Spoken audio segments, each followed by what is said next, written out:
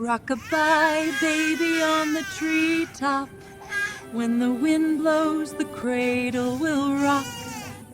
The private jet hummed quietly as it climbed to cruising altitude, carrying its passengers across the country on a sunny afternoon. In the spacious cabin, Elena Rossi sat in a cream-colored leather seat, grateful for the unexpected upgrade that had moved her from economy on a commercial flight to a seat on this corporate jet after severe weather had caused widespread cancellations. At 26, Elena was a music teacher flying home after visiting her ailing grandmother. She had been anxious about the delays, worried she would miss too much work, but the airline representative had offered her this alternative: a last-minute seat on a private charter that had room for displaced passengers. Elena was admiring the luxury of the cabin when she heard it. The sound of a baby crying, the desperate wail of an infant in distress. She looked across the aisle to see a man in his mid-30s wearing an expensive blue suit, holding a crying baby with the uncertainty of someone who was overwhelmed and exhausted. The baby, perhaps 6 months old, wore white clothes and had tears streaming down her red face. The man was trying everything, rocking, bouncing, offering a bottle. The baby refused. Other passengers were starting to look over with expressions ranging from sympathy to annoyance. Without thinking, Elena unbuckled her seatbelt and crossed to the man's seat. "Excuse me," she said gently. "Would you like some help?" The man looked up at her with such relief and exhaustion that Elena's heart went out to him immediately. "Please," he said. "I don't know what else to try. She's been crying since we boarded and nothing I do seems to help. May I?" Elena asked, holding out her arms. The man hesitated only a moment before passing the baby to her. Elena settled the infant against her shoulder and began to sway gently, a motion as natural to her as breathing after years of working with young children. Then, softly, she began to sing. Not any particular song with copyrighted lyrics, but a gentle, wordless melody her own mother had sung to her, a tune passed down through generations of her family.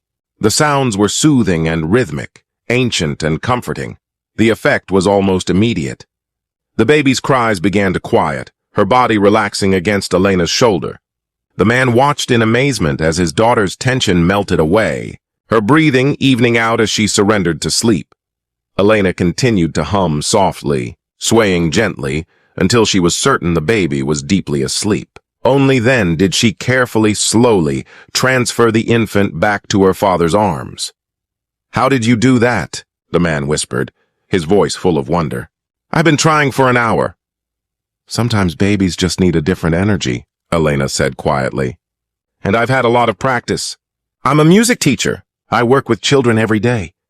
The man's eyes filled with tears. "Thank you. You have no idea what this means. I'm traveling alone with her, and I'm not very good at this yet."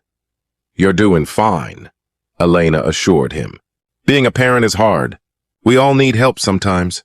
She started to return to her seat, but the man spoke again. "I'm Sebastian Winters, and this is my daughter Lily."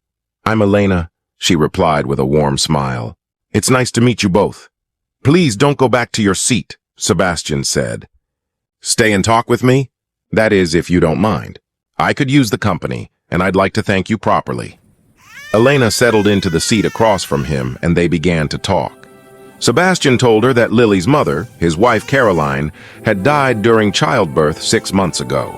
He had been struggling ever since, trying to be both mother and father to a child while grieving the love of his life and running the company he and Caroline had built together.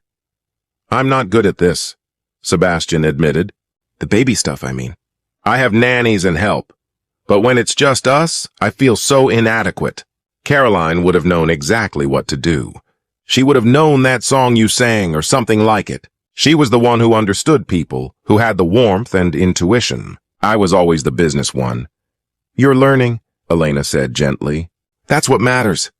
Lily is lucky to have a father who loves her enough to keep trying, even when it's hard." Sebastian learned that Elena taught music at an elementary school, that she filled her modest apartment with rescued instruments she refurbished for students who couldn't afford their own, that she believed music could heal and connect and transform lives. "My grandmother always said that music is the language of the soul," Elena told him, It reaches places words can't touch. That's why it worked with Lily. She didn't need words. She just needed to feel safe and loved, and somehow music communicates that. As the flight continued, Lily slept peacefully in her father's arms while Sebastian and Elena talked about loss and hope, about building lives from broken pieces, about finding purpose in helping others. When Lily woke an hour later, she reached immediately for Elena, and Sebastian passed her over with a grateful smile. "She knows," Sebastian said softly, watching his daughter nestle contentedly against Elena. "She can tell you're special." When the plane landed, Sebastian asked for Elena's number. "I don't have many people in my life I can talk to honestly," he said. "Everyone either wants something from me or treats me carefully because of Caroline. You didn't know anything about me, and you still helped. That's rare. That's valuable." Over the following months, Sebastian and Elena became friends. He called when Lily was teething and he didn't know what to do. She texted photos of her students' performances.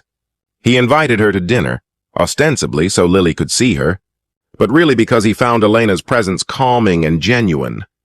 Elena learned that Sebastian was Sebastian Winters, the founder of Winters Tech, a billionaire who had revolutionized renewable energy. She didn't care. She had fallen in love not with his wealth, but with his dedication to his daughter, his vulnerability in admitting he needed help, his genuine interest in her work and her life. Sebastian discovered that Elena's modest salary couldn't even begin to express her wealth of spirit, her ability to transform ordinary moments into something beautiful, her gift for seeing people's pain and offering comfort without judgment. 8 months after meeting on that plane, Sebastian proposed to Elena in his daughter's nursery, with Lily playing happily on the floor between them. "You sang to my daughter when she was crying. And you sang peace into my life too," Sebastian said. "I was drowning in grief and responsibility, trying to be enough for Lily while feeling like I was failing. You showed me that I didn't have to be perfect. I just had to be present. You loved us both before you knew anything about my money or my company. You loved us because we needed love." He knelt down, holding a ring. "I'll never stop missing Caroline. She'll always be Lily's mother, always be part of our story. But you've become part of our story, too, in a different way. You've shown me that hearts can heal without forgetting, that we can honor the past while building a future. Elena, will you marry me?" Elena said yes through happy tears, and Lily clapped her hands as if she understood exactly what was happening. They were married 6 months later, and Elena legally adopted Lily, promising to honor Caroline's memory while building a new kind of family. Sebastian used his resources to fund music programs in underfunded schools, creating the Caroline Winters Foundation in his late wife's honor, with Elena as its director. At their wedding reception, Sebastian shared the story of how they met. A baby was crying on a plane. A stranger sang a song, and in that simple act of kindness, everything changed. Elena didn't fix my grief or replace my loss. She reminded me that healing happens in small moments of connection, in the choice to help someone even when you have nothing to gain. Sometimes the melodies we share in moments of crisis become the soundtrack of our lives. And sometimes a simple lullaby sung to a crying child opens the door to a future we never imagined but desperately needed. If this story touched your heart, please like, share, and subscribe for more tales of unexpected kindness, finding love after loss, and discovering that the most valuable connections are built not on what we have, but on how we show up for each other in moments that matter. Comment below and share about a time when a small act of kindness led to something beautiful, or when helping a stranger changed your life. Your story could inspire someone else to offer comfort when they see someone struggling. I just want to take a moment to say a huge thank you to each and every one of you. Folded hands, your love, support, likes, comments, and subscriptions mean the world to me. Without you, this journey wouldn't be possible. Every view, every share, and every encouraging word keeps me motivated to create more content for you all. I'm truly grateful to have such an amazing community by my side. Let's keep growing together and making this journey even more special. Red Heart.